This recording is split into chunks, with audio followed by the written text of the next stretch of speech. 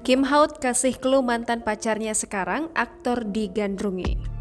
Nama Kim Haut kali ini benar-benar menjadi viral. Selain membela almarhumah Vanessa Angel dari kejelekan kasus pocong lontong, secara mengejutkan Kim Haut membongkar pernah pacaran dengan aktor yang saat ini tengah naik daun. Diketahui kalau sosok aktor pria tersebut digandrungi emak-emak dan wanita. Lagi-lagi Kim Haut menjelaskan aktor pria ternama tersebut dilansir Instagram Lambe Gosip pada Selasa 18 Januari 2022.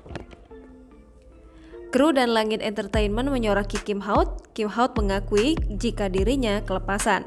Aktor ternama tersebut tinggal di apartemen di area Jakarta Selatan. Semua orang tahu jika sosok aktor tersebut tahu tinggal di apartemen itu. Hanya aktor tersebut yang tinggal di situ. Kim Haut menyebut penthouse di akun Instagramnya. Kini publik sangat menunggu siapa sosok aktor yang menjadi mantan pacar Kim Haut. Pokoknya lagi terkenal banget. Kayaknya dia dari dulu nggak pernah nyusruk deh ya. Nggak pernah kayak.